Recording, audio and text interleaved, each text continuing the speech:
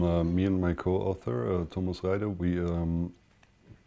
we came across a book it was about a gay history of Hamburg, and there was a small paragraph in this book which described cases of gay people who were liberated from concentration camp and put directly into prison to serve the remaining sentences by the Allies, by the Americans and the British. And I read this and I thought, I didn't know what to make out of it. It was really disturbing. Was a disturbing fact, because the Allies, they were always the liberators for me, and that they I don't know, were part of the whole discrimination of gay people was quite disturbing. And then we started researching more and more and more, and I found out that I had not a lot of knowledge about the whole paragraph 175 and discrimination and the persecution of gay people. I mean, I knew that homosexuality was illegal at one point, so I think everybody knows, but it was really, I never took it really seriously, and it was far, far away, and that it's so close and that it affected so many people, and the whole dimension of the persecution I was really unaware, was a completely blind spot. And this, I think this was more or less the motivation to go more into research, and then we got into the story deeper and deeper.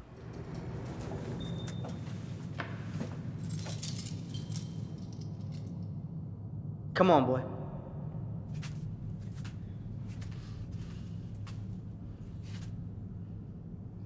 Look, we ain't trying to hurt you. But you can't be running away like that. Wenn du normal versuchst abzuhauen, erschießen die dich.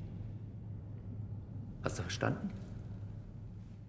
Once we had our main character, he more or less evolved from interviews we conducted with survivors, so with victims from who experienced the persecution and in the 60s and were also imprisoned back in the 60s. So we talked a lot to people, and then we had our main character more or less based on these stories, and at one point, and the first draft was not only in prison. We made his whole biography, and we had also showed his life outside, his work, and his his impossible life in a way.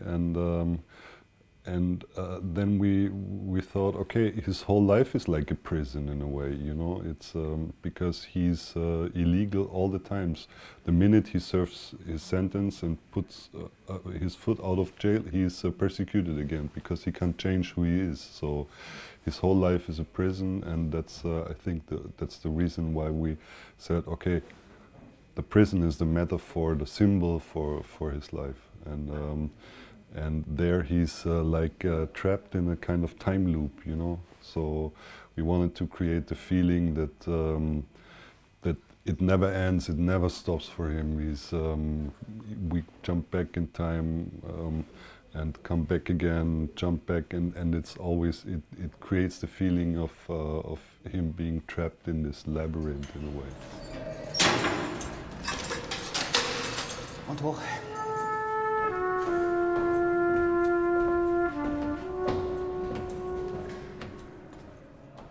We always said it's this solitary confinement in complete darkness. It's like a wormhole for him.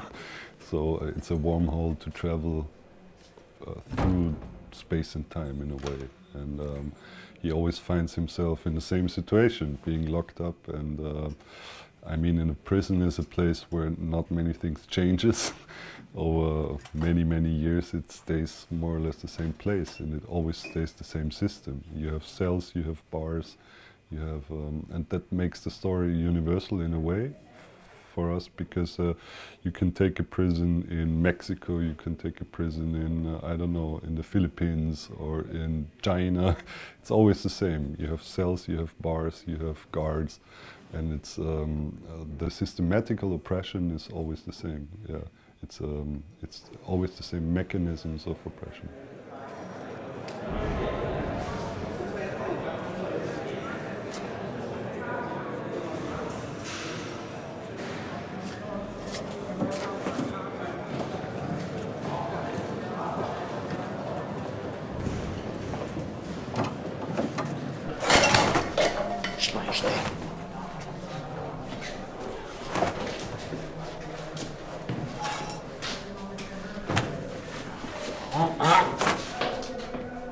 Erst du schläfst.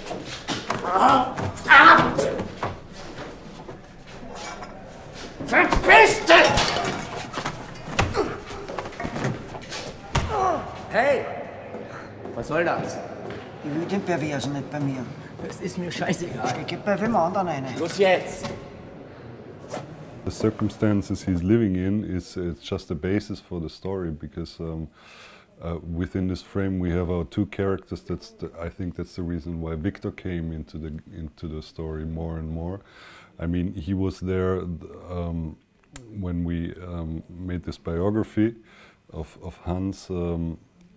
We met him the first time as a cellmate in '45, and he wasn't planned to be in a story actually from the beginning. So we came back with Hans the second time in the prison in the '50s, and then Victor was there again because he serves a lifetime sentence. So he's the one he meets all the times, and he becomes his only constant in his life. And these two people are condemned for life because Victor serves his lifetime sentence, and Hans does in a way also, you know, because he's gay, he's forbidden, so he has a lifetime sentence as well. And that's what more or less unites them in a way.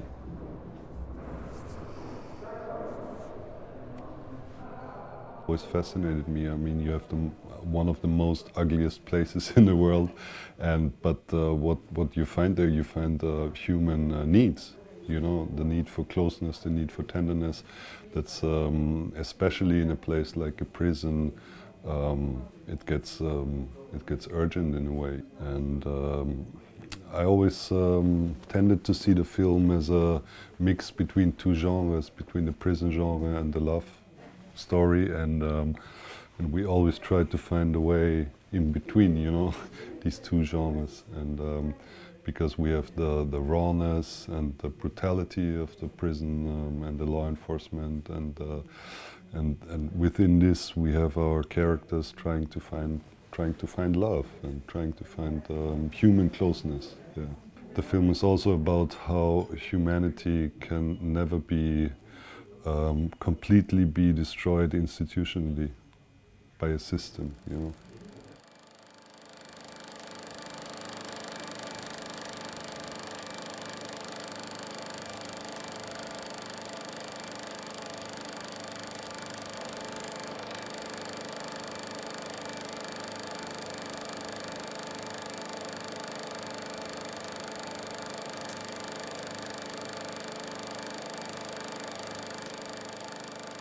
There was a big reference, Jean Genet, Un Chant d'Amour, but also his novels. And for the opening scene, we had a reference material, found footage material from the United States. And there was an artist who made the compilation of this found footage. Somewhere in the US, they had this technique where they put surveillance cameras in toilets behind mirrors. That's what they did in Hamburg as well. We researched that, but the footage from Hamburg is lost. So we had this footage from the States, and this was our reference for the opening. And what I really liked about the opening is that it asks all the questions about cinema, like the voyeurism, the point of view, and it gets really complicated because we have We have footage from a cameraman, so we watch and we see him in the mirror. So we watch a cameraman watching people, and this is all what filmmaking is about, I think, you know. And Hitchcock once said that filmmaking is about being voyeuristic. You go into a movie, you want to see people in private situations, and that's in this case what the state did. You know, they were trying to catch people in private situations.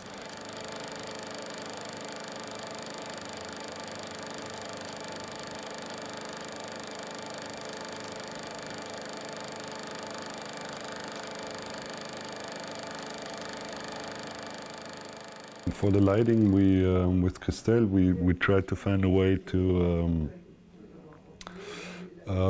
make the difference between the different times. And I mean, there are not many possibilities. You can do it in the post-production with another look, or you can put it black and white or whatever.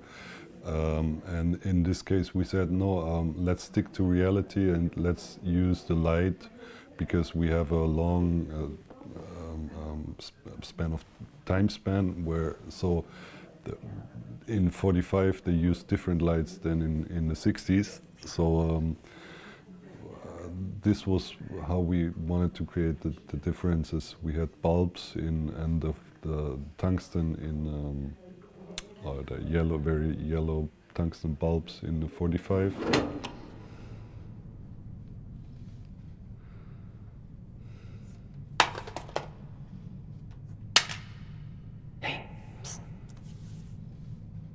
And in the 50s we had fluorescent, but green, yellowish.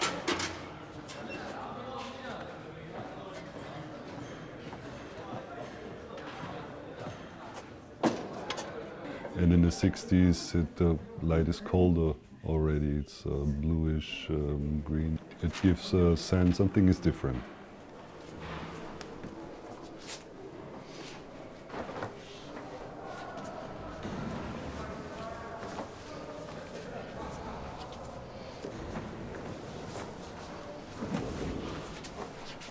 For me, it's always important to have a certain anchor in reality, and this is. I mean, of course, it would have been much more comfortable in a studio, but at least the cells, and we could have created, because in the prison we shot. I mean, it was an abandoned prison. It was not a real prison, and we didn't have the feeling to go into prison. It was a film set in the end. But it was a place full of history, and did something to the actors, to the team, to know that many stories have taken place there, and the feeling of the cells when you were in the cells, it created a kind of feeling that helped, I think, for the atmosphere a lot. And even if it was more complicated. But that's what I like, because it was cold in winter. We didn't have much space. I mean, it was tiny, really tiny, and was dirty. But it confronts you somehow. The real place confronts you with history. And we talked a lot about how it could be to live your life in a prison cell. So that was something that made it a little bit more conscious, I think. Yes.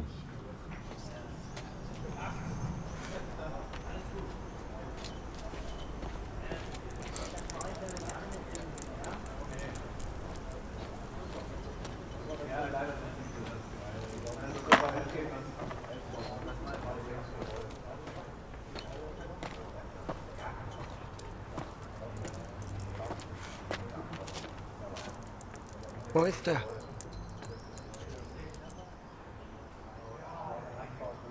Wo ist Oskar? Der ist nicht mehr da, der ist gegangen. Wie gegangen? Wo haben Sie ihn hingebracht?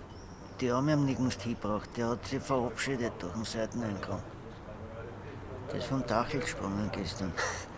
Vom Dach gesprungen? Ja, fliegt vielleicht tief, hm?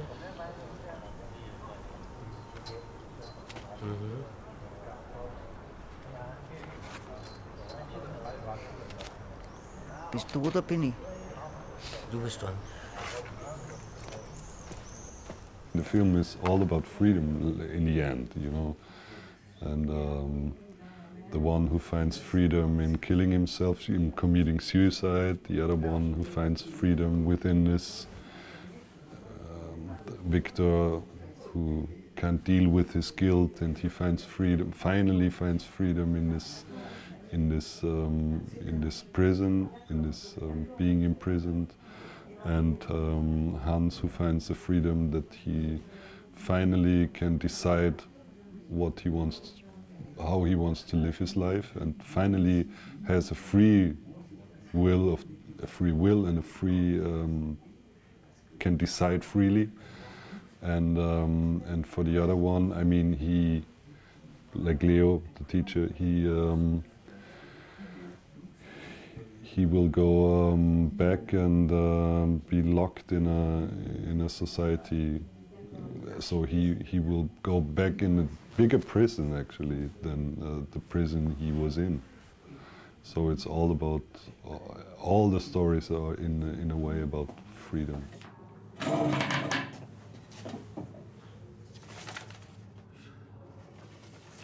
Herr Giese, Sie haben ausgesagt, dass Sie zu den widernatürlichen Handlungen, die Ihnen zur Last gelegt werden, genötigt wurden. Ist es richtig? Ja? Uns liegt nun ein Geständnisschreiben von Herrn Hoffmann vor, der Ihre Aussage bestätigt. Ihr Fall wird dem Gericht zur Revision vorgelegt.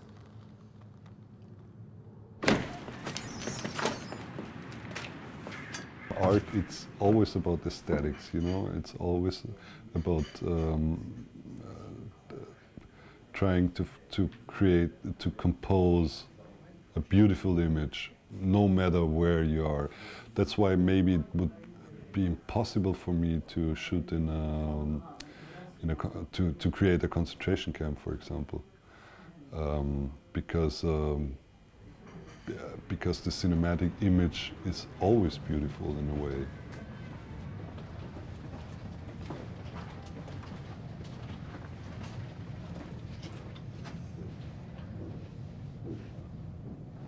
What I really liked about the idea that the dark room is full of elements of the prison is that this is something in gay darkroom culture that can be found today even. So they always have the symbols of oppression. They have always prison cells in dark rooms, and you know that all the fetish with the police uniforms and chains and this is a way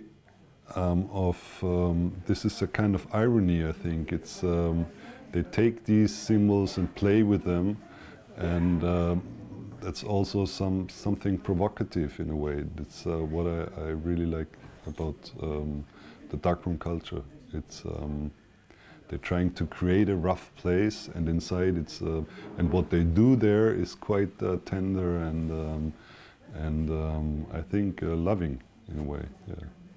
And there was this one of the first gay clubs in Berlin, 72 I think, opened, and it was called Jail, and they had the prison bars at the counters, and they served beer through the prison bars. So this is a kind of kind of mockery also, you know.